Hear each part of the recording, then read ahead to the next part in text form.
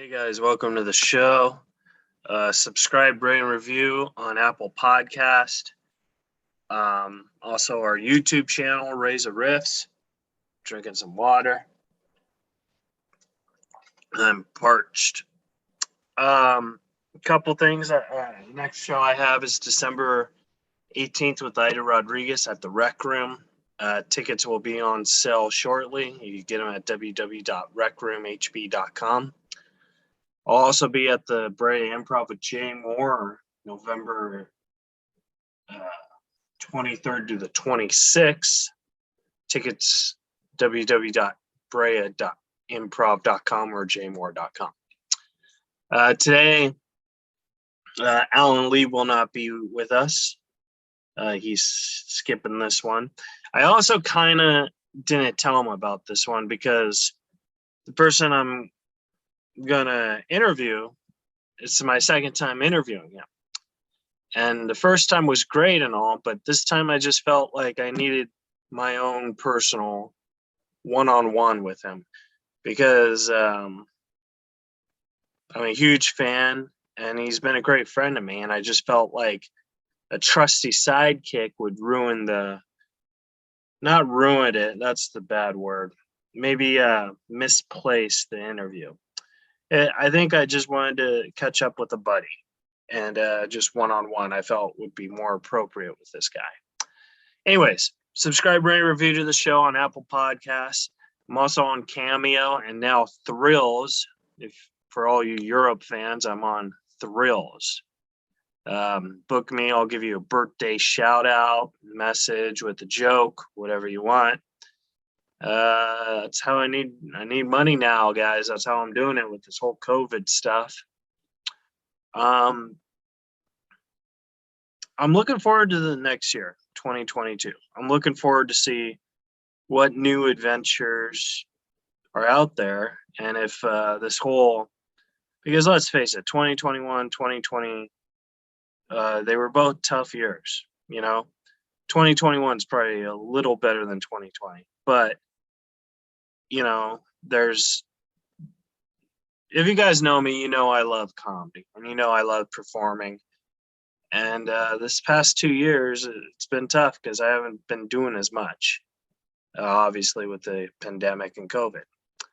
So I'm looking forward to next year to see, I'd like to do a new hour special, which, by the way, you can purchase Make It Happen still on iTunes and Amazon, and I posted it on YouTube, so check it out, tell a friend. I really believe that was my best work that I've ever done. I'm very proud of it. So I'm getting ready to, I'm writing for a new special, and I need a good year of doing shows to work out that stuff. I'm also writing a book, and I'm going to start writing a script again. So I need to feel more productive, Anyways, that's just what's going on in my world. It has nothing to do with anything.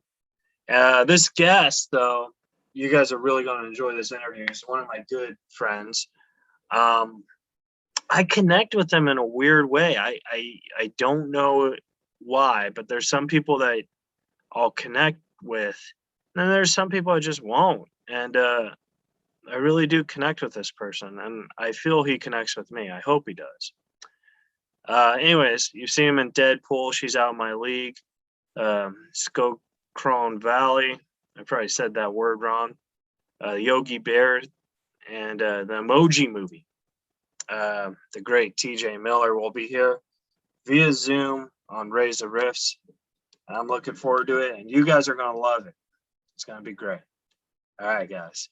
Don't forget, if you like the interview, subscribe, rate, and review, and follow us on social media, Facebook, Instagram, Twitter, at Reza Riffs. Enjoy the show.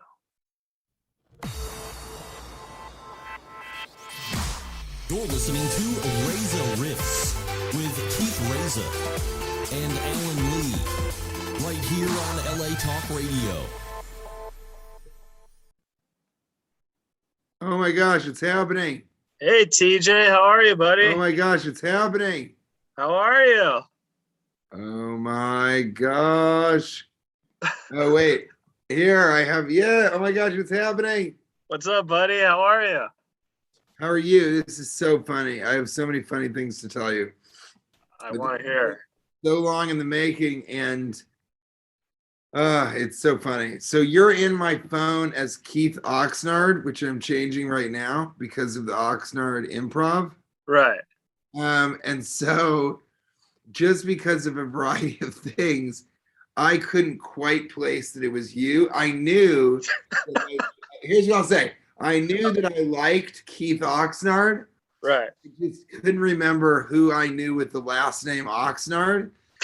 So, and this is true, I was like, all right, well, I'm definitely doing this podcast, And I think subconsciously I knew it was you, Yeah. I knew it was the Reza riffing. Because the first time I interviewed you, you were at Oxnard.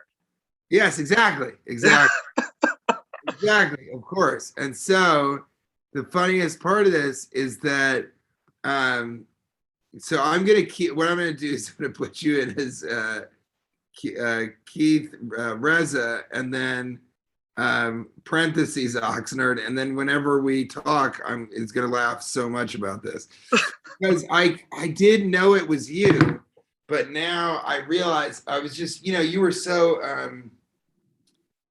absolutely accommodating with me scheduling, because I've had so much going on with my wife, and we were doing, all kinds of medical stuff, and it's fertility stuff. And so I sort of had to be all hands on deck for that. And then I've been, of course, very busy, but I just was like, I'm going to make this work. I absolutely have to do a podcast with this guy. I have to do a podcast with this guy. But the entire time, just continuing to rack my brain as to which of my friends has the last name Oxnard. Part of that too was we haven't seen each other talk for years, right? And so, well, we've been texting, but yeah, we haven't seen each other. I'm saying that we haven't seen each other, right? And definitely because I've lived in New York for now 3 years, so 3 or 4 years. Well, I always thought because we've only officially met 2 or 3 times, but I've always thought that you and I have always had some weird kind of energy where we just connected. You know what I mean? Absolutely. And I just told Kate about that. I just got off the FaceTime with her, and I told her, and I said, he's a very funny but also strange guy, and he kind of talks about being sort of on the spectrum. That's not exactly how you put it or whatever, but and so she was like, all right, well, just be careful and exercise caution. And I was like, no, I don't think you understand, because see, we've had a lot of people in our life who are, you're not mentally unbalanced, but I'm saying we've had people in our life that are mentally unbalanced, mentally ill. Lots of them have come after us, and we've had, one of the biggest problems, one of the biggest nightmares of our life is this girl who's mentally ill. She's not well. Right. And she was, she kind of came after us and did very crazy, terrible things to us in college, and then did that again as part of the Me Too movement. She was like, this is the perfect time. But in her mind, Kate kind of stole her life and took me away from her. But also Kate was her best friend, and she was best friends with Kate. And none of this is true, obviously.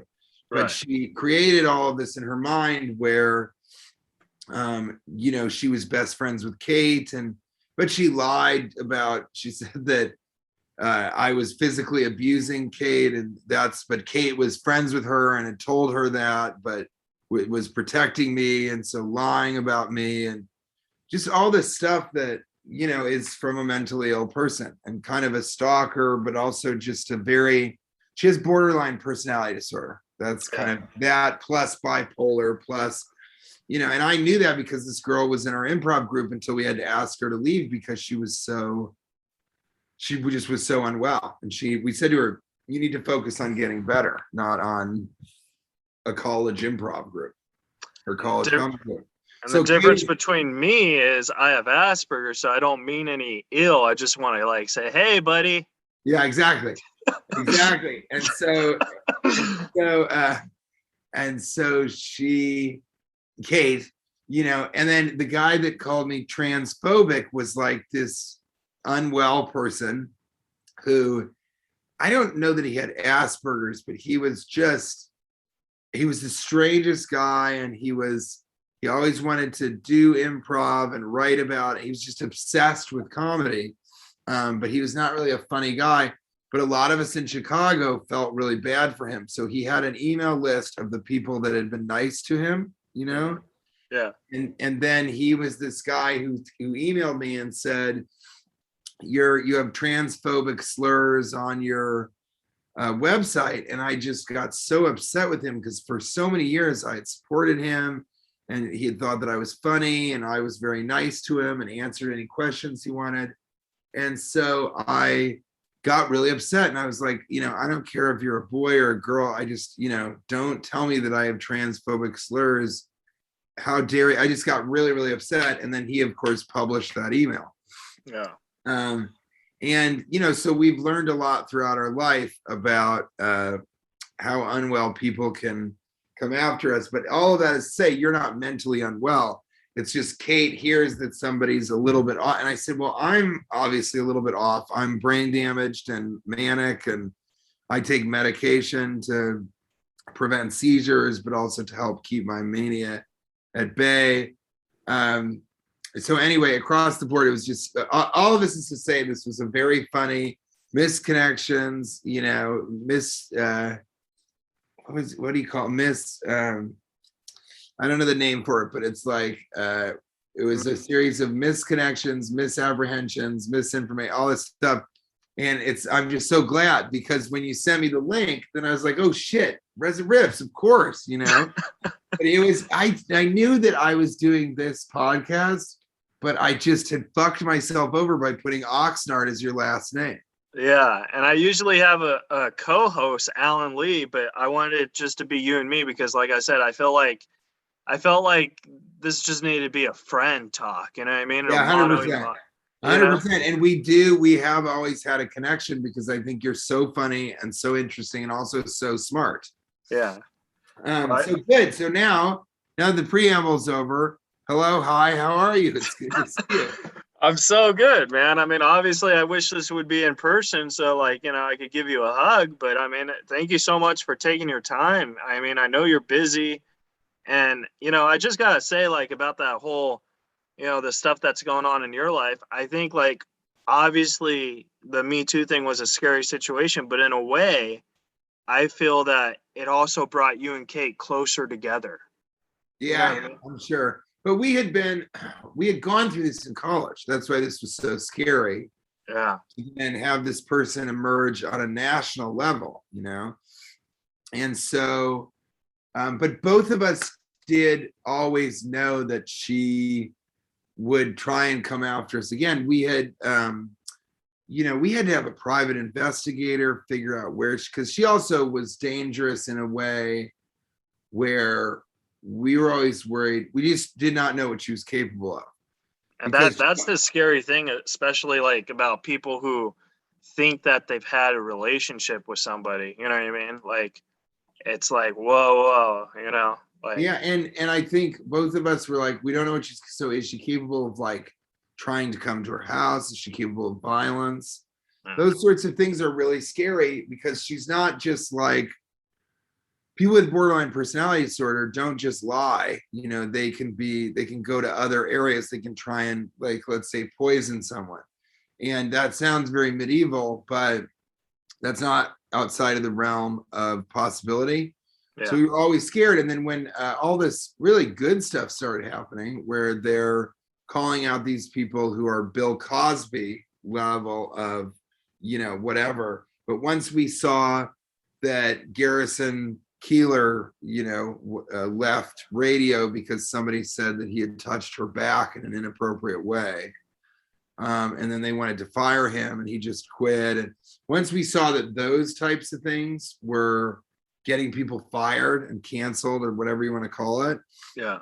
Then we really both knew, we were like, she's going to try and come after us because she's been waiting to, and she really wants to hurt us. And so not only did it, I'm not sure if it brought us closer together, but it would definitely solidify that we can make it through anything. Yeah. So that's a positive that came out of it. And I think too, I mean, it's really, and I'm not sure I would talk with many people about this besides you, but I also wouldn't feel comfortable eating a banana with some peanut butter on a podcast, except with you. Speaking of peanut butter, I want to buy your peanut butter. But get into it. It's so good. It's so good. And which one's your favorite? The toffee looks good. That's it. I like the toffee crispy, but the chocolate cherry, or the cherry chocolate is so good, because it has dried cherries, so it's kind of like peanut butter and jelly. Right. That I don't know. I'm just like I'm a huge fan of all three of them. The coconut is kind of like best in small doses. But I guess I'm not the biggest coconut fan, but the chocolate, cherry, and the chocolate cherry and the toffee crispy, you can kind of finish those in one sitting, because you eat it out of the jar. You can make it on sandwich. I've never put it on a sandwich. I've only eaten them out of the jar. And that's kind of what they're designed to be. They're designed to be this, this very gourmet peanut butter that you sort of just don't have to put it on sandwich. And most people don't, I think. You might put it on bread maybe or something, but it's its own whole thing. But let me just finish what I was saying, which was that it was positive in the sense that Hollywood, none of my representation dropped me or anything like that. It's just then suddenly I became someone in Hollywood who was, they would say toxic or radioactive. I would say that now suddenly was a publicity liability, right? So people didn't want to hire me or any of that kind of stuff. But that was, it was not great. I'm not saying great in the traditional sense, but that was great because it really got me to focus full time and absolutely on stand-up comedy. And I'm not sure I would have done that. I was doing films and kind of trying to fit stand-up in, but I left Silicon Valley to just do film and stand-up. Yeah. The media kind of, it's just a constant everything. It's just the whole world in the media is clickbait focused, and that's really too bad. But I had actually a really nice departure with Silicon Valley, in part because HBO was so good to me, and Mike Judge was so good to me, and Clay Tarver, who was a writer and a director on the show, was so good to me. And they kind of understood that I was like, I think this is the right time to exit. I think it's a really funny exit. And I want to kind of focus on other stuff. But mostly, I think this is a really funny thing that he goes to an opium den and you just never see him again. And they sort of understood that, but they're like, can you do a season finale, or something like that? And that kind of what killed the whole purpose, though. You know what I mean? Exactly. The joke would be ruined. Yeah. And so, I said I would be open to that, but I'm not going to do it. I said, I just want you to understand that, but I'm never going to say never. And so I was really happy about my exit. And also, I was doing stand-up at night, and then hanging out after the show and having drinks stuff. Then I'd have a 5 a.m. call. And so I would get to work a lot of times just exhausted. And a couple of the days, we would do a scene, it would go really well, and then I'd go while they were changing the lights and just sleep under a desk on set. And then they would sort of wake me up and I'd be like, all right, let's go. And then I would do great, for my scene. And then I would go back to sleep. And a lot of people just thought, oh, he doesn't really care about this. Problem was I cared about every single thing I was doing and I was trying to do all of it. Right. And once I had a manic episode that I couldn't come to work. It would have been dangerous to come to work. It would have been really bad to go to work. And so I had to miss work. And that's really bad because, you know, you lose a lot of money, and it's, I mean, it's bad for a bunch of reasons, but that's part of my issue, is that if I medicate incorrectly, but if I have a manic episode, then, yeah, I mean, it's a real manic episode. It is, what would I say? It's like, it's very heavy duty. It's believing that the television is talking to you. It is thinking that the Chinese government is looking through your computer camera. Right. It is believing that drones are sort of circling and that's a paranoid manic. It's almost a psychological split, you know, from reality. And even now, I would still honestly say, I'm not going to bring it up all the time, but I will say to you that I definitely still believe that when I was on the computer, when pages were loading, before they loaded, it would flash, come to China, visit China. China's the place to be. And then it goes away and the page loads. And actually the hair on the back of my neck is kind of standing up right now. And it gives me like goosebumps in a bad way to remember that was all very real. Of course, I can't sit here and say the television was talking to me and that birds were drones and stuff. But I do remember that there were birds and bats that I saw, and I thought that those could be drones. I smashed my computer camera, and I told Kate that the television was talking to me, and if she could see it, and I'd locked myself in my apartment, and it was just a really, really bad, mental breakdown. And so because I'm telling you all that in part because I understand in a really strange and difficult way that this woman who has attacked us is mentally ill. And so instead of, from my perspective, going, she's evil or she's this or that, I can't do that. All I can say is she's unwell, and I hope that she gets the help that she needs. And I hope that she actually at some point can feel well, and that can be directed to understand that. But the problem is that people with borderline personality disorder, there's not a lot that you can do for it. I think you can medicate it in some ways, but it's often the result of a trauma.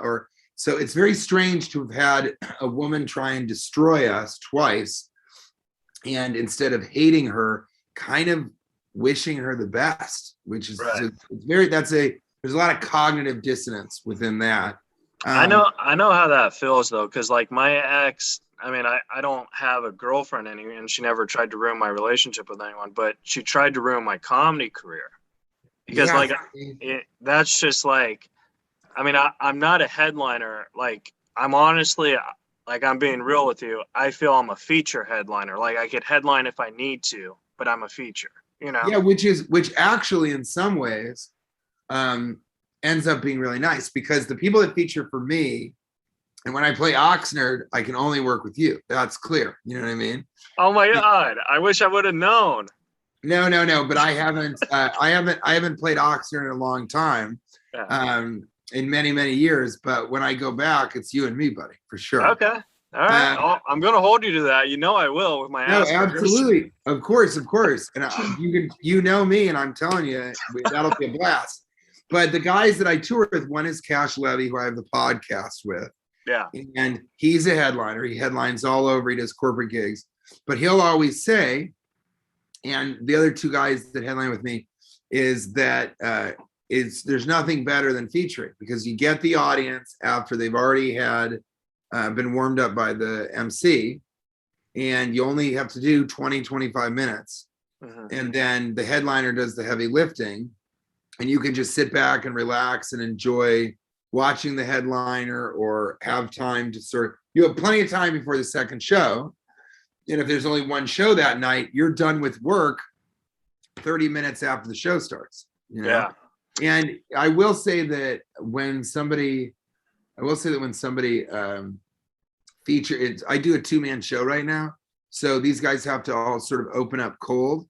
And so then they're doing the work of 2 people, but it's still, if you're good and you can talk to the crowd, or let's say your material's excellent, then it's a good spot to be. It's a good spot to be one of the great features, And Now, I wanted to ask you about that because it seems like a lot of comics are moving from that 3-man show to a 2-man show. Like, I know Norm, his last year of stand-up, he moved from 3 to 2.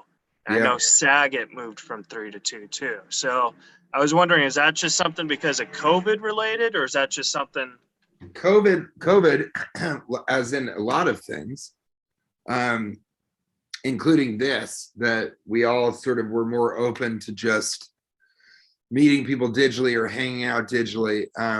COVID accelerated this. Hold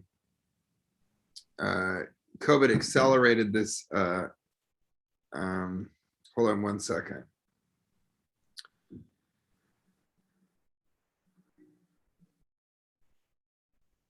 Do you have to go? I want to respect your time. No. I'm just telling this guy, that I'm on this podcast and I'm doing it, until 5 or a little bit longer. Okay. But COVID accelerated that idea. And we just started to feel like if you've got somebody great, if they can open cold, then it also gives the headliner more room to do. Because if you do 2 shows, you have to get off stage at a certain point, or the second show starts late. Right. And if you start the second show 30 minutes late, it pisses the audience off. And it hurts it makes the audience more difficult. Right. And so I think people did that. And a lot of features sort of said, yeah, I can start without an MC. And, then you can pay them a little bit more, or the club can pay them $150 a show instead of $100 a show, because they don't have to pay the MC. And then then you're not having to pay out of your pocket to the feature because he's not getting enough to make it worth his while. And I used to actually pay for the travel, and I would do bonuses for the features if I sold out, just because, being a feature and traveling with a headliner is not very financially lucrative unless there's some. So I think that doing those 2-man shows sort of made it a little bit more lucrative for the, financially lucrative for the features, because it's of course appealing to, opening for Norm Macdonald is just like, such an amazing opportunity, but you also don't want to be losing money. And I of course wanted to ask you about that, because Norm Macdonald was my favorite comedian, my favorite living comedian, until he fucked that up. Right. He and like, I'm not just saying this, I'm being honest. He really loved you.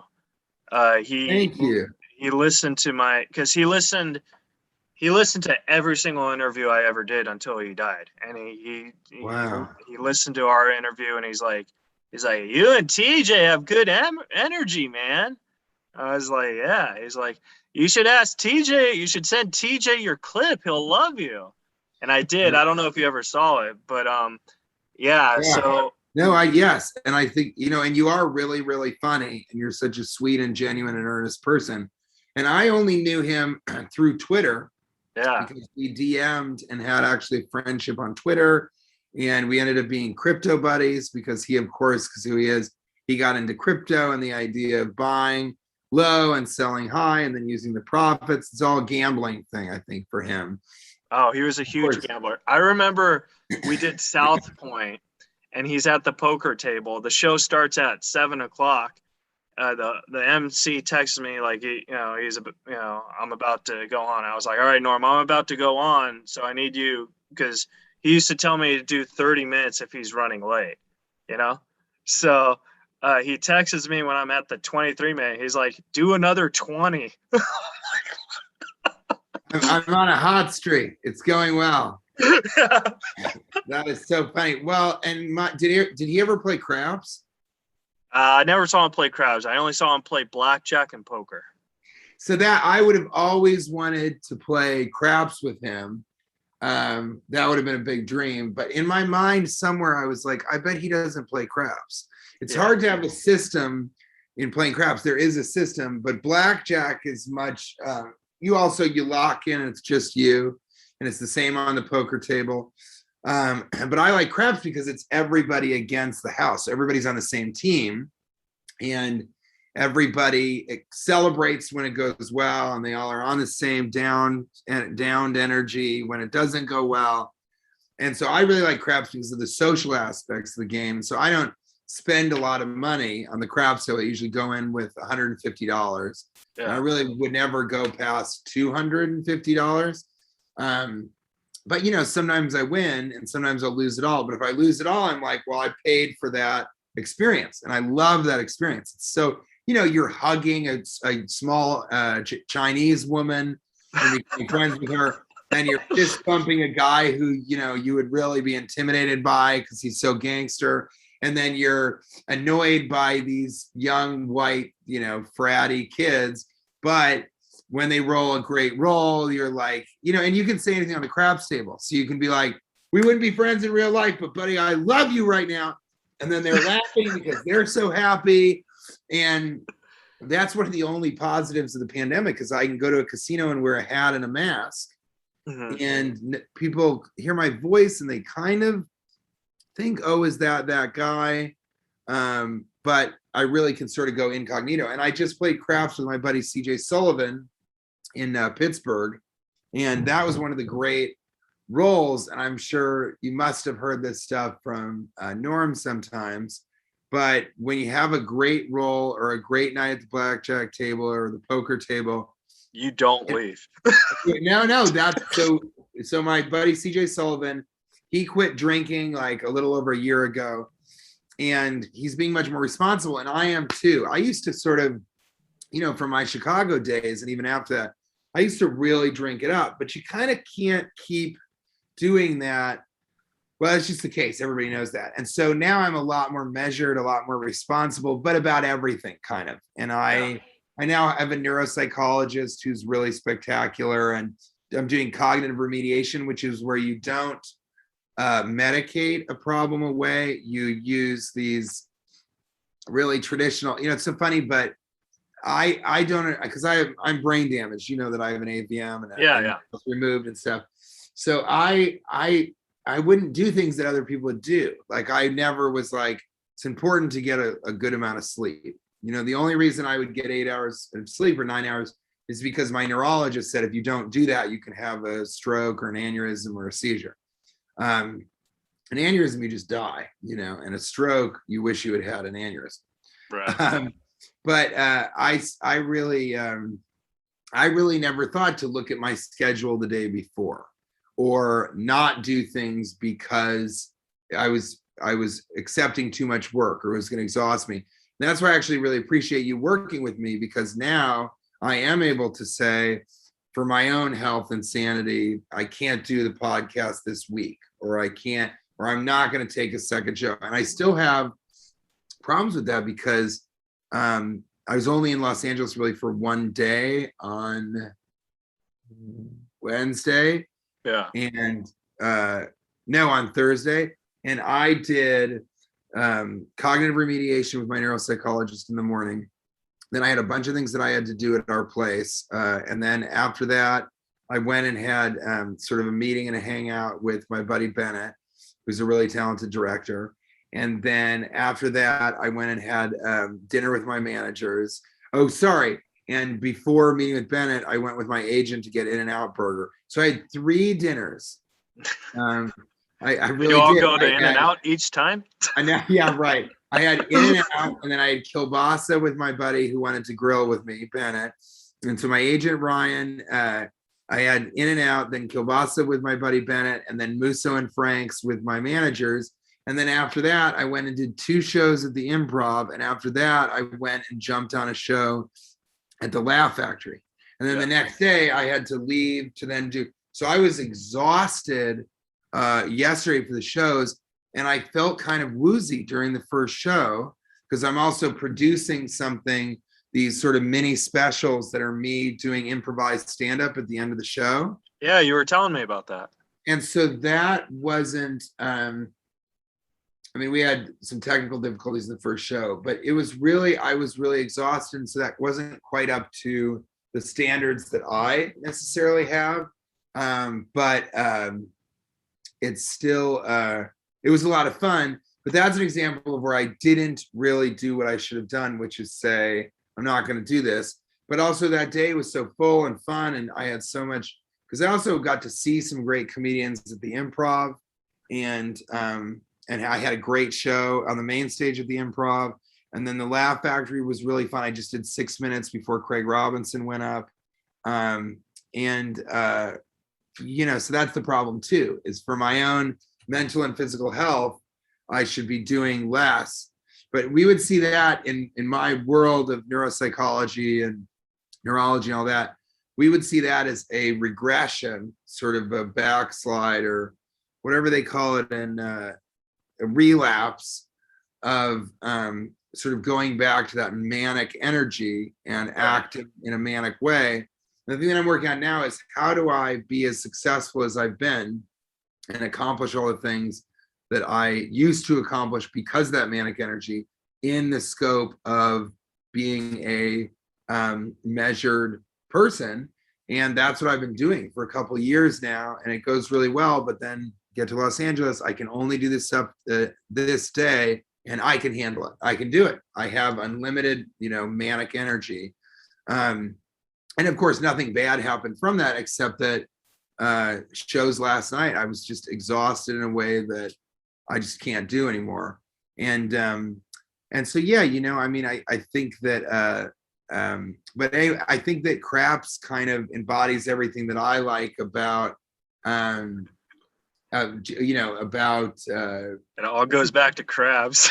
It doesn't all go back to Craps, and it's like the energy is very addictive. But you said you never leave.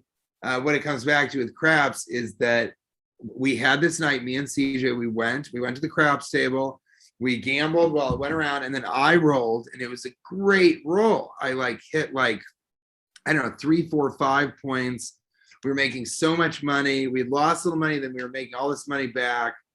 And it was so fun. And we made hundreds of dollars for my roll. And then I went to CJ, and he rolled and he crapped out right away. And then it went to the guy next to him, who's like a systematic, really good craps player. And then he crapped out too. And then it was going back to these annoying, white guys, these white kids. Yeah. Were very fratty and bro-y. That's what they are. They were really bro-y. And CJ and I were I was like, are you up? And he was like, yeah, definitely. And I was like, let's go. And I said, we could go get a pizza, which neither of us are eating late at night. And so we decided, okay, the pizza place was closed. Right. And then it was like, do you want to play some roulette? And he was like, okay. And maybe we'll go outside for a smoke. We went outside and we go, let's go home. Let's just go home. Let's cash out our chips and go home. And we both made a couple $100. And so when you said, when you're winning, you don't leave, or the thing is, when it goes well, you don't leave. And in Pittsburgh, we totally left. And then I, for the next couple of days, was like, hey, this is Craps money, man. This is the casino's money. I'm ordering a sandwich. Casino's paying for that. Oh, that's so awesome. I have a different approach to gambling, because it's not really about winning money. And I think that can be really, really good. But I think for Norm, he would always say to me, well, I'm getting in on Cardano, and I sort of lost a little money when I did this trade incorrectly with You know what a little money to Norm was? 10,000. Really? Yeah. So whenever he said I lost a little money, it's a minimum of 10,000. Really? Yeah. Well, but I think he also won a lot of money too. But there's a Oh famous. yeah, he won a lot. He was a professional poker player too. People don't know that. He went on Celebrity Poker Yeah. a couple of times, and I think did really well. But there's a famous thing where his rider would say, do not pay Norm in cash the night of, because he would take it straight to the casino. And I think that's so funny. But yeah, I'm sure he played poker online all the time, and was, because he was a professional poker player. But more than anything, he was just the funniest comedian alive, and a nihilist. And he and I would talk about philosophy a fair amount. We would sort of chat about that stuff. And he said some amazing things. He never said online, you're one of the funniest or something like that. But he told the girl who worked at the Laugh Factory that he thought I really could be one of the greats. And then when I left Silicon Valley, and started touring full time. He said probably the nicest thing pretty much ever. I forget exactly how he put it, but he kind of he was very encouraging of me doing stand-up, Yeah. and so he said something. Yeah, here's what he would always say. He'd say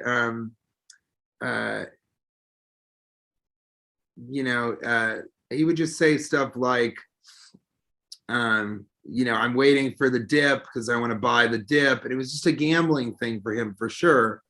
But this was, it's like I'd asked him questions about Magritte and and his Netflix show, and then he would say things like, I was thinking your act when I first saw you at the Laugh Factory because I think our best impressions are first. And then he talked about the problem that he had his act, and if I think it's something funny, but then when I see my act, I see the problem with some of my jokes because they just don't fit in the act. And so he just said some really amazing stuff to me, and we had some pretty great stand-up conversations and about philosophy and Zen and stuff like that. Yeah, but he said, I don't want to gamble anymore. Too sickening. I got chain link, but that's it. Other than bit. So it's like, gambling stuff for sure. But anyway, what he did say to me was something like, I'm so glad that you're on the road because guys like us need to be on the road traveling and telling jokes and not saying other people's words. That was sort of one of the things that he said. And I'm sure that comes from the SNL experience of wanting to do what he wanted to do and then being met with opposition. But it was one of the greatest things in the world to say, because I consider myself a stand-up comic, a comedian, and not an actor, but a comedian who has acted a lot, and has done a lot of acting. And people say, that's not true. You're a really good actor. And I'm not rude about it, but I sort of said, well, I don't really care about being known as a great actor, but it's very important to me to become a great comedian.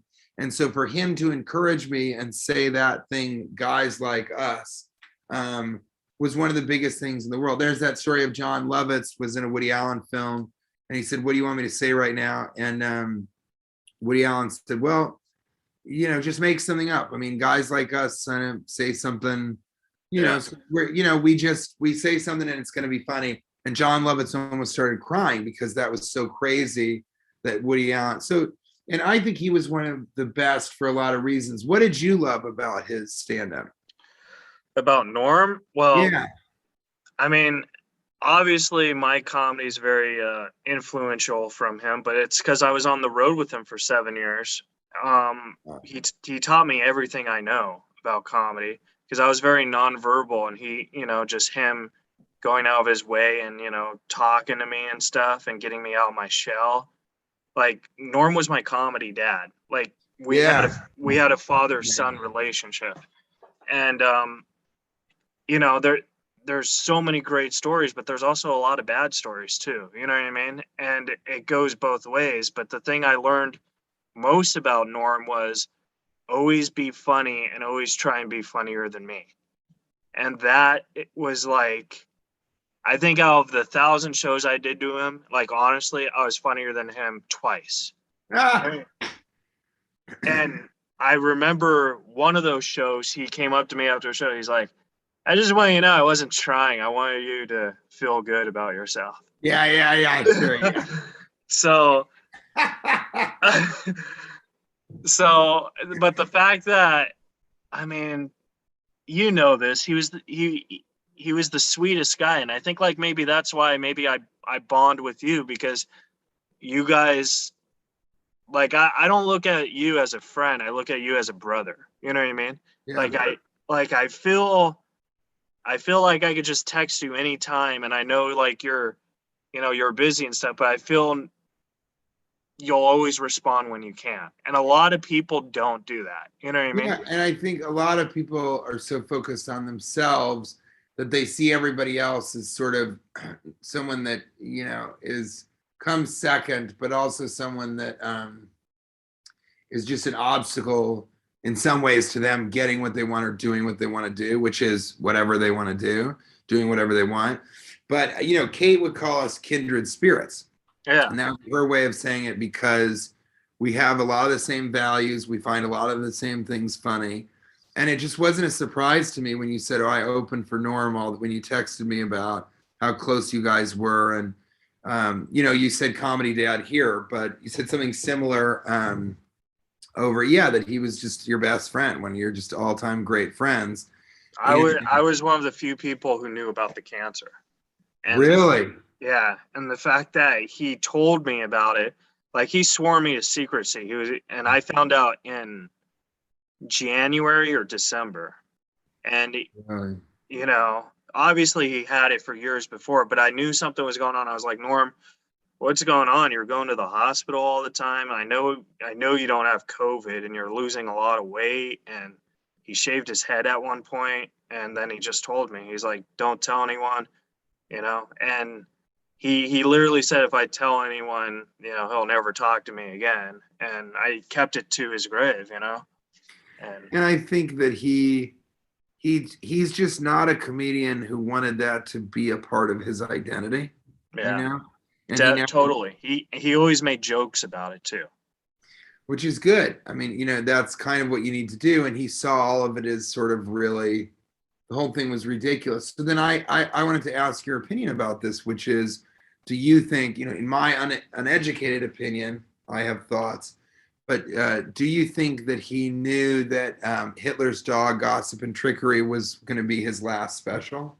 No, first of all, I wrote that title, Hitler's Dog. Did you really? Yeah, because we were going on the road. He's like, I don't know what to call this special. I was like, well, you're closing with Hitler's Dog. Just call it Hitler's Dog, because I think that would be the most daring comedy special ever. Because it's like Hitler's the meanest person ever, and you're making fun of him. Yeah. And also, you're talking about how much his dog loved him. So it definitely sort of comes together and the callback of saying something sarcastically and being able to say anything.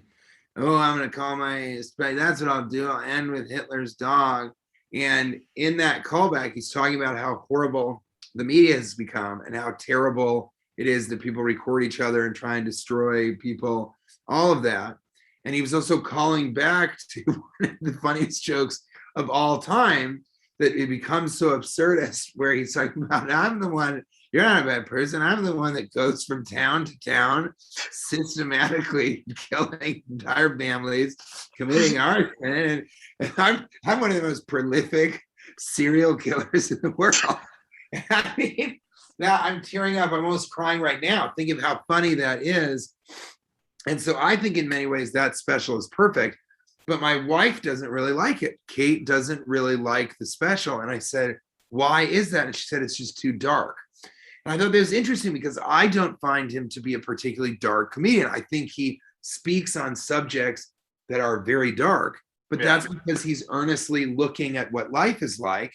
And if you're a nihilist, you sort of choose to accept and understand the meaninglessness and the darkness and the sadness and the Sisyphean effort that goes into just being alive. And I don't find that dark at all, but my wife is not a nihilist in the traditional sense. And I think Norm chose to make everything funny. That was how he was nihilistic to me, was he said, this mocking charade, this horrible, this meaningless charade that we call life, and that ends in a catastrophe, that whole suicide bit. And I just, that hits home. Phyllis, I think he's one of the great philosophers, one of the great philosopher comedians. Yeah, he definitely is. And so, I didn't find any of his stuff to be dark at all. And I do think if Hitler's Dog is, the culmination of his efforts as a comedian, and his sort of, what's that French word? Now I'm revealing that my wife is smarter than I, and Kate would remember what this is, but is coup de grace, or whatever you would call it. If it's sort of his ultimate, I think it's really representative of what a great comedian is. And I was really pleased to see that Chappelle dedicated his final Netflix special to Norm, because Yeah. I think it reminds people that he was so important to comedy, and he was so funny and such, like you said, such a good person. Oh that, my God. Yeah. that it's really nice that Chappelle recognized that. Chappelle being sort of considered the greatest living comedian by some. And I also can completely see how you guys were kindred spirits and that he could be your comedy dad, because you are also really funny, really kind, and a really deep, good person. And of course, we're very smart, and then also just brutally honest. And maybe that's part of your Asperger's, but you see things and talk about things in a way where you're not filtering or trying to change. You're just honest, and you just call it like it is and see things as they are.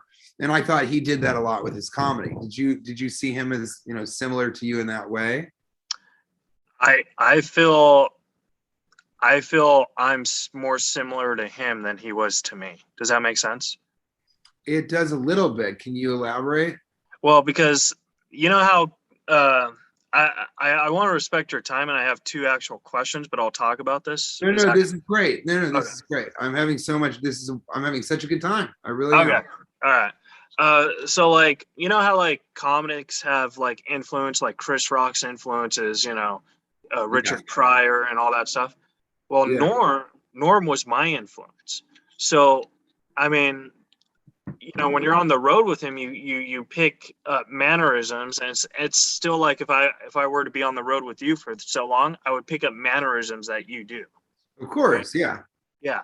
So I would say I'm more like him in the way he thinks. And then what I taught Norm is I truly believe I taught Norm how to look at the other side of a joke, because he looked at all the angles, and I taught him how one side could be just as funny as the other sides.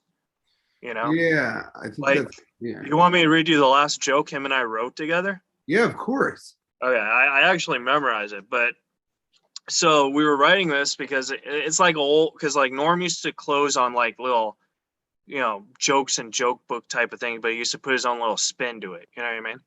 So a 9-year-old boy goes up to his dad, and he says, "Dad, I was just watching TV, and I saw 2 guys kissing. What's that all about?" And the dad says, "Oh, that means that they're gay." And the little boy's like, "Oh, is there anything wrong with being gay?" And the dad's like, "No, absolutely not." And then the little boy says, "Oh, would it be okay if I was gay? And would you still love me?" And the dad says, "Son, you're my son. I would love you gay or straight. You'll always be my boy." And the little boy says, "Oh, can I suck your dick now?" Great. That is so funny, because if you're trying to telegraph, or you're trying to see what's telegraphing the joke would be, all right, well, let's kiss, Because he was watching a gay porno the whole time. Yeah, exactly. Yeah, see, I wouldn't have seen it as that, that's an angle that I wouldn't have seen. And I expected the end is like, well, then why don't you French kiss me or something like that? Why don't you give me a kiss on the lips? But yeah, can I suck your dick is like such a left field thing. That is really, really funny. Yeah. And it's perfect. And it's so funny that there are all these things that, he talks about being gay so much, and online, of course, they were like, somebody was like, he's the most deeply closeted gay guy that's ever lived, or something like that. And I really believe that he came from a time at his age that it was really funny and silly that 2 guys would have sex with each other, and that it was funny to make fun of that, Yeah. And on all of his stuff where he's like jerking off guys under the bridge, and he was making fun of his sidekick all the time. Adam Egget. Yeah, Adam. And I talked to Adam Egget at one point, and I was like, "That's so great. What's going on?" And he's like, "Oh yeah, having Norm Macdonald make fun of me all the time and being his sidekick." But you could tell that he also loved that he was in the book and all that kind of stuff. I don't know. I really think he just thought it was funny, and he does it with I can be tricked just the same as anybody else, and I hope you can see that I'm doing it If I'm resisting, like, hold on there, Captain, all that stuff. But then also in his special, I think it was important. He said, I took time off to write a book and it ended up being the greatest comic novel ever written. Yeah. And I would say it is. I read it and I read it quickly and I wanted to read it again so much, but I was like, I need to take time. Do you ever do this with a book? I need to take time to forget it. Right. And then I can read it with fresh eyes. And I'm going to go back and read it now, for a number of reasons, also that he passed away. But I think it's funny that he says that in Hitler's Dog, where he says, it ended up being the greatest. And I forget, I watched it again because I remember him in the special the first time I saw it going, it's true. He kind of saying to the audience, like, no, really, I'm not joking. And I do think he was most proud of the book, like, because I think what made him proud about that was he didn't think anyone would know that he could do that. You know what I mean? He said, I told him, I said it was the greatest. I just said it was like Dostoevsky level, and other people said that, but I just said it's just, there's nothing like it. It's the highest form. I just gave him the highest praise I could. And he said, I wish more people had read it. He sort of met that with, well, I wish more people knew that. But I think he has to have, well, you just said it. He was the most proud of that. And I think that that will end up, that and Hitler's Dog, but really that book will end up being this thing that, I almost think it'll be taught in school as people start to consider comedy something that you should study and think about more. I think that'd be cool. And I think it will be the case. Yeah. Because I think, for you, if you look at all the books that comedians have written, right? Most of them are autobiographies, or like Seinfeld, they are just jokes written down, just material then put into book form. And this was not, this was a very strange, surrealist, nihilistic, Dostoevsky-esque, Kafka-esque type of novel. And I think I'm so glad to hear that he was really proud of that, because I think it's one of the great comedic literary triumphs ever, not even of our time, just ever. And so that was nice. And when I heard that you opened for him for so long, in my life, I was, of course, very jealous of that, very envious, I would say. I really envied that you had that time with him. And I told Kate I never got to see him live because I was going to cancel shows and go and see him. And I planned on that 3 times. But because of one time, it just didn't work out with timing. And then the 2 other times I was going to cancel work, the pandemic happened. And so I couldn't afford to lose work. That's interesting because we lost so much money, Because Norton told me he worked with you at the Improv or the Laugh Factory. It was one of those. I think it was at the Laugh Factory because he saw me there. Right. But I think I got there late, if you can even believe it, and missed his set. Oh, okay. And so I didn't see him perform. I had met him in person once or twice. I met him at Montreal Just for Laughs. And he was about to smoke weed, and I wanted to smoke weed with him, but I was getting pulled in the other direction because I was there for career-oriented stuff. And so it was sort of a missed connection a couple of times. But now that we're talking about it, he said some pretty great things. And we talked about you had hundreds and hundreds and hundreds and hundreds of hours, probably thousands of hours talking to him. But the few conversations we had were really, I learned some great things about comedy and, so I'm very thankful for the limited interaction that I had with him and that he was a fan. I mean, that's what you want. And you have that also. That's what you want. You want to think of the greatest comedian of all in one's own perspective. Well, and if that's how I look at it. Fan of yours, then what's better than that as a comedian? See, that's how I look at it. And because I'm going to be real with you. I can't get into comedy clubs. I can't get into Levity. I can't get into other clubs. But the fact that Norm believed in me, it makes me think that doesn't matter. You know what I mean? I think that's right. Actually, you said it better than I said it because you said it from your from your point of view, or I'm having trouble reaching for words today, but you said it from the first person, but what I was going to say is that I think if you're, I don't know who he considered hack, that was a very quote unquote successful comedian. I'm sure there were quite a few. Yeah. But I think if you're an incredibly successful headlining comedian, and let's say you really respected Norm and he thought you were kind of hack or didn't think you were funny, then you're going to have to find out in your mind why that is. Well, he just doesn't get it or something like that. So I would rather be who I am at my level than be an arena-sized comedian that the guy that I respect most as a stand-up comic just didn't think was funny. Yeah. Kind of thought was just pop culture, kind of not like hack, because all of us see certain comics and we think they're almost so bad that they're bad for the form of comedy, for the comedic form. Right.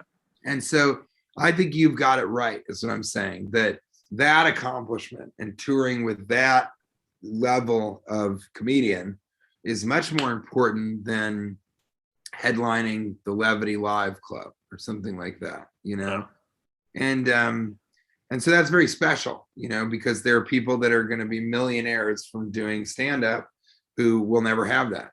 And so you can't buy that, is what I'm saying, and no club or venue can give that to you. Yeah. I wanted to ask my 3 questions for you because I know you got shows tonight, and I want you to get some TJ time in. Thank you. Yeah, sure. TJ time is so funny. So you want me to kind of masturbate to a picture of me, doing a better show at a better club? Yes, I understand. Okay. Okay, so question number 1. Who do you use when you take your headshots? Do you use the same guy? Because I think your headshots are the coolest. Thank you. I draw from different stuff. So the Mad Hatter headshot was taken by a very talented photographer, Mandy Johnson in Los Angeles, who's always a big fan of mine, and I was a big fan of hers. And that was actually engagement pictures with Kate and I. That comes from a photo shoot where it was Kate as Alice in Wonderland and me as the Mad Hatter, and we did some really cool stuff with that. And one of the things was Kate smoking and me exhaling the smoke. Right. That was great. So that's where I got that one. And this one is from my HBO special with the pen and the ink splattered across my face. So that was an HBO photographer. So no, it's different stuff, but I try and get different images. And the one that I want to use for publicity that was just recently was I did shows at an old theater. I'm blanking on the place, but it was an old theater. It's in a comedy club. So it's one of the improvs that was, like the San Jose. This club's amazing. I was joking before, but this is in an old, 1800s vaudevillian theater. Yeah. And there's also a second stairway there. Yeah, it's amazing. So this place had a basement. And so we went downstairs and took pictures there. And that guy, of course, is like, yeah, you can use them for headshots. But I'm wearing very funny MC Escher, track pants. They're Gucci that I bought secondhand, and then kind of my usual tour coat type of deal on top. But thank you for saying all that. But yeah, I source different people and kind of wait for great images to happen, I guess is what I would say. But I need new headshots with how I look now, because now I'm clean shaven with shorter hair. And so that's different from what I look like in a lot of the movies that people have seen me in. But yeah, right now I'm really happy with that HBO, because that is also who I am right now. I'm kind of becoming a writer and a more, I hope, elevated, distinguished comedian. More that route, while still being silly, of course. I still have elements of circus and that kind of thing. Yeah. But right now, that I'm happiest with this, and that's why I wanted it to be my art for the HBO special. Yeah. And then my second question is, I saw Underwater in the theaters, and I don't know the guy's last name, but I know he's a great French actor because I've seen him before. What was it like working with Vincent? So it's Vincent Cassel, and if you ever say his name to a French person, they will correct your pronunciation. And I have actually jokes about that. I don't do them on stage, but about how if you talk to a French person, you say a French word, it's in their DNA to correct you. Right. And it actually is because that's what the teachers do to the kids, is they always say the kids are doing it wrong and they have to do it right. But I'll say Vincent Cassel, and they go, oh, Vincent Cassel. So then I started saying Vincent Cassel, and every French person is like, oh, Vincent Cassel. And I do. So I have a joke about that, actually, about a Polish. I should write that down because I should do that joke tonight. But I have a joke about because he's like the Brad Pitt in France. Like for sure. He's huge. He was in this thing called Mesro, and he's been in. I said to him once, this is my favorite thing from his. Let me just write down Vincent Cassel and the Polish joke, which is about Polish people do the same thing. And so Vincent Cassel. So I said to him once, I said, you are. We were just talking about acting, and I said, I think in acting and directing and comedy, everything, you just need to be in 3 things that are great, that are so great that you would study them in school. That if it was a film class, let's say we're talking about film, that they would actually show that in class. And I said that if you have that body of work, then you've done it. There's just no higher level to that. And Vincent, yeah, he just kind of went, well then, I have done it. I said, what? He goes, I've done it. I mean, you look, La Hate, Eastern Promises, and Irreversible. And it blew my mind that he had already done it. And he didn't even say Mesro, which is like it's the Godfather picture of France. Yeah. And he played he was Marlon Brando, or Al Pacino. He was that in these 2 movies that are a continuation, they're sort of 1 and 2, but they're one thing. And it was true. Eastern Promises, you would watch that in a film class. Irreversible is one of the most terrifying, disturbing films of all time. That you see that in a film class. And I hadn't seen La Hate, and so I went, which I'm definitely mispronouncing, and he would find that really pathetic. But that was like his first movie, and it's like one of the great movies of all time. And so that was so interesting to me. And so he was just great. But I thought that the movie was going to be really interesting. And for me, Underwater was a continuation of Cloverfield. It was like and it happened almost exactly 10 years after Cloverfield. Right. So to me, I was going to show how my acting in genres that were not comedy had progressed over that 10 years of 10,000 hours, like a comedian, 10 years, and then you become a master of stand-up comedy, and then you need to see where you're going to go from there. And so it was very, very interesting to me to do that film for that reason. And I was going to show that I can be a very good horror genre, monster movie genre actor who brought in comedy, who brought the comedy that's what I did in Cloverfield. Right. So I attempted to do that in Underwater. For Vincent Cassel, he sort of, he said he was a little Scooby-Doo, a little silly, you run around, but, you do certain things for certain reasons.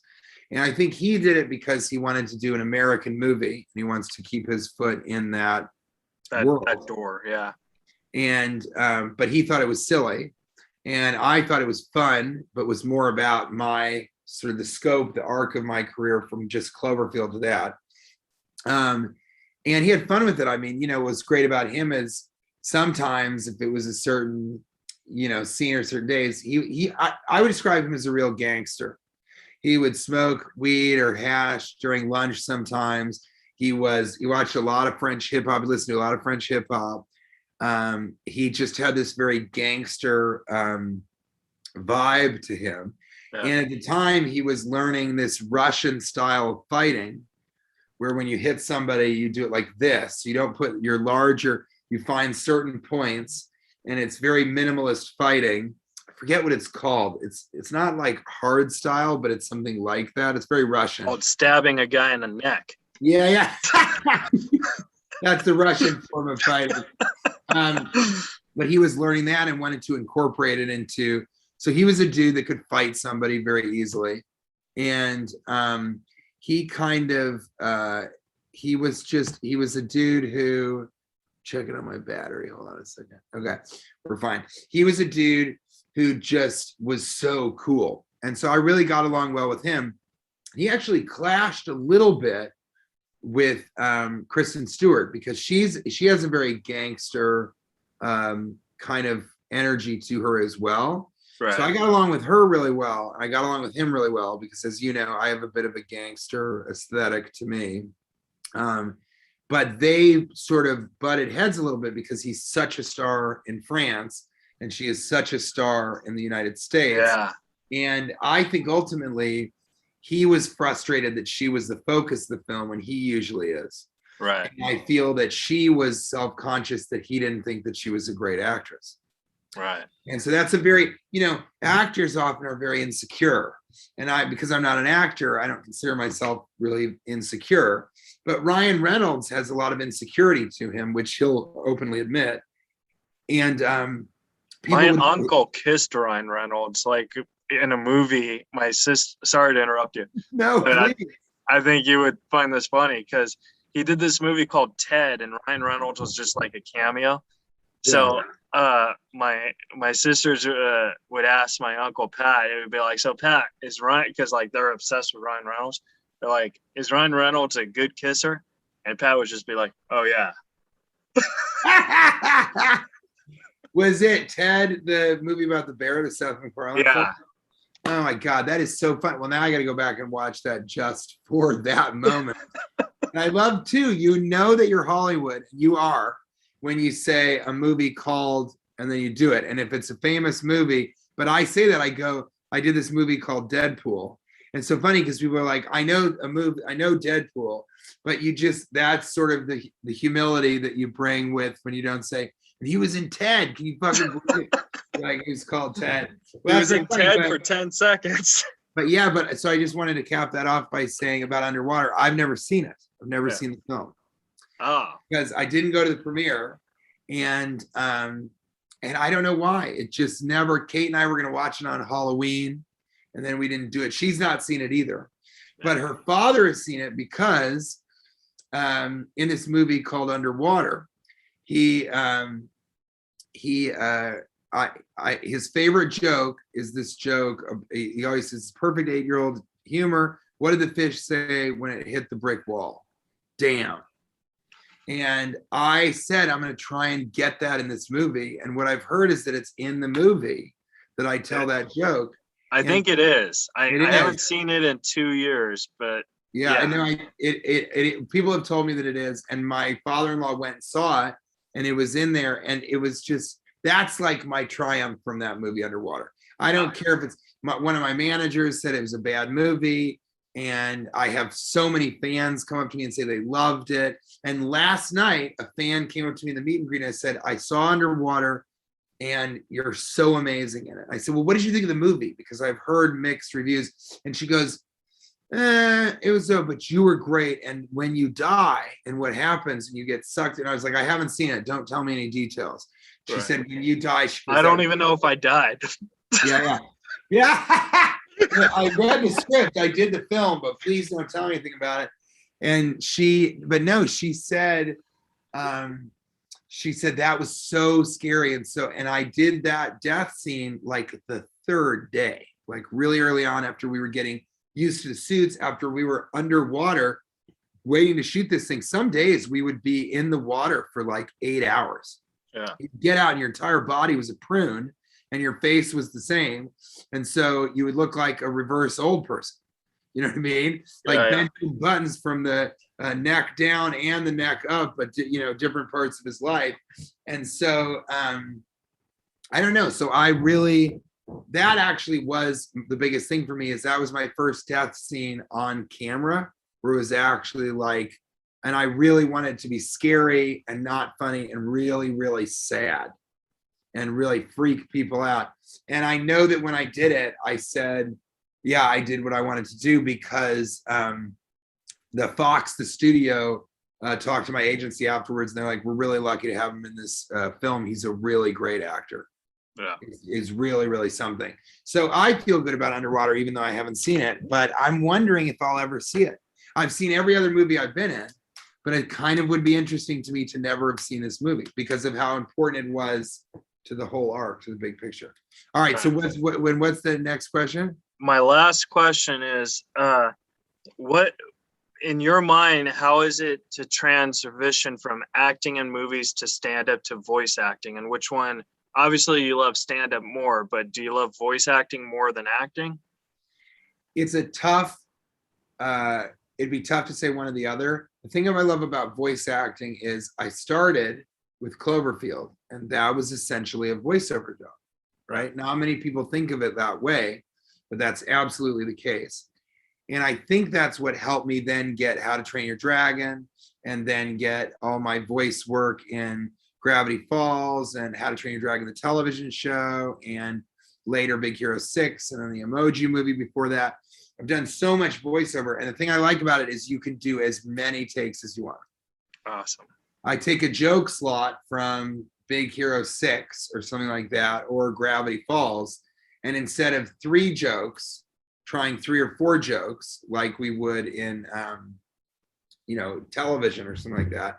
Television's a good example because you need to move on. Right. So you can do a bunch of jokes, but you can't, once you've moved on, you can't go back. And in voiceover, you're able to do a bunch and then be like, oh, I thought of something for like 5 scenes ago. Can I try that again? And they're like, yeah, of course.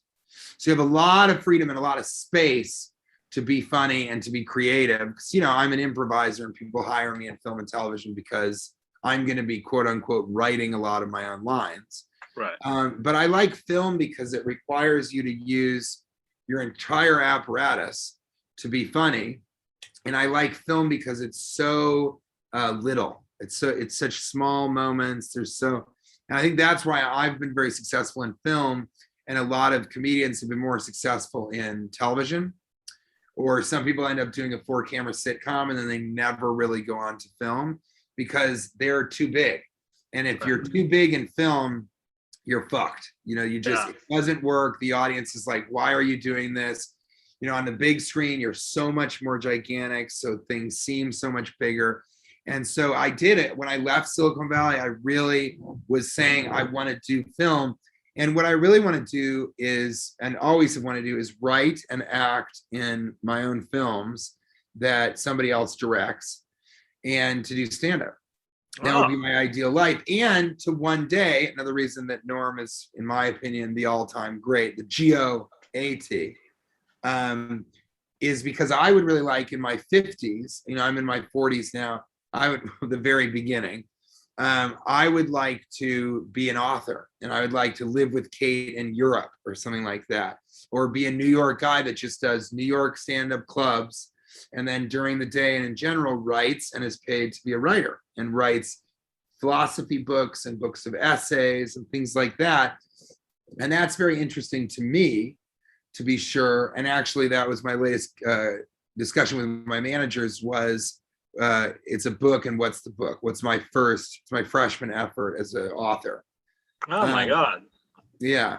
And so I look forward to reading that, man. Yeah, listen, it'll be great. And I am a very prolific writer because the thing that I'm most excited about now is I wrote something during the pandemic called The Loneliest Megaplex.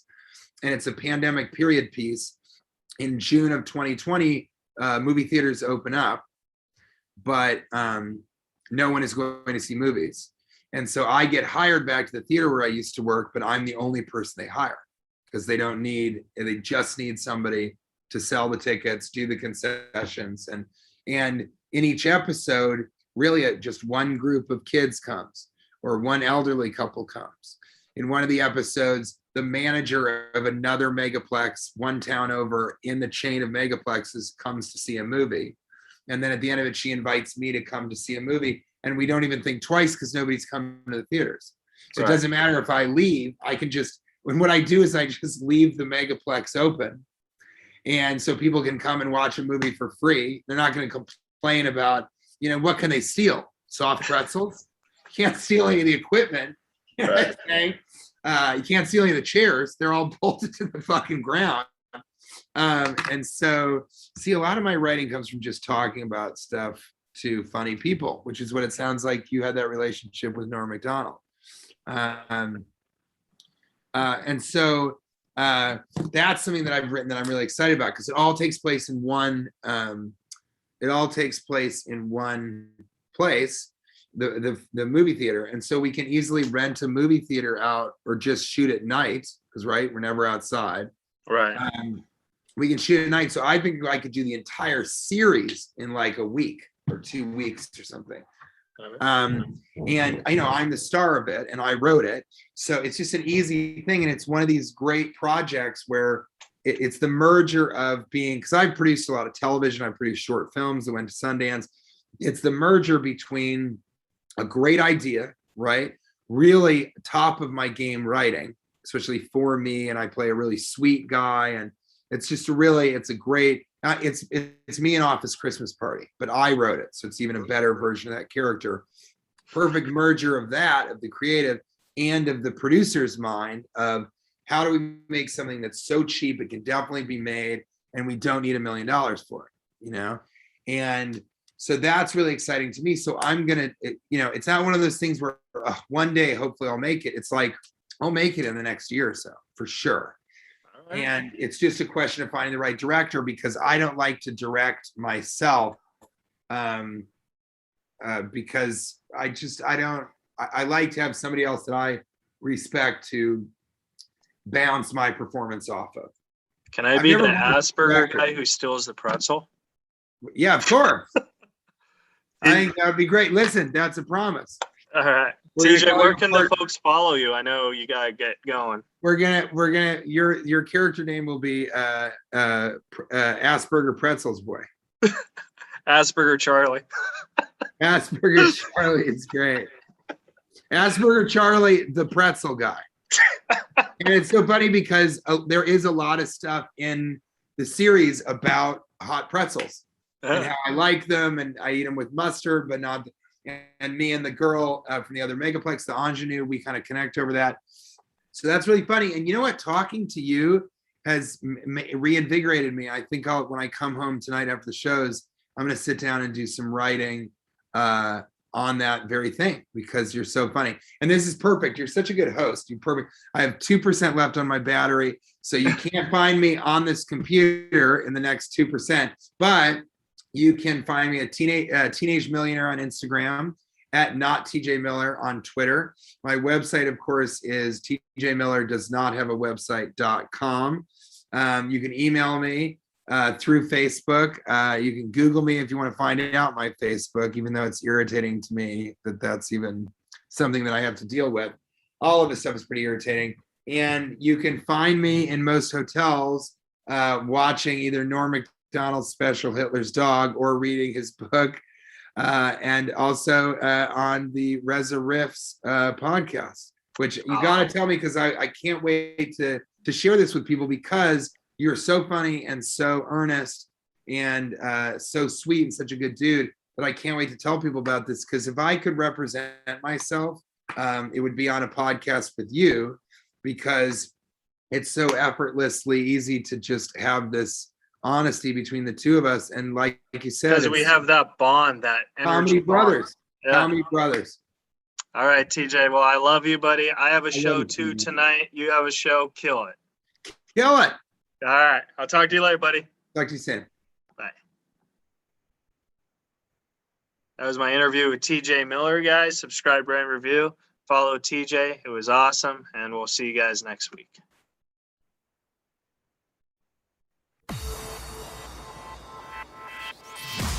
You're listening to Reza Riffs with Keith Reza and Alan Lee right here on LA Talk Radio.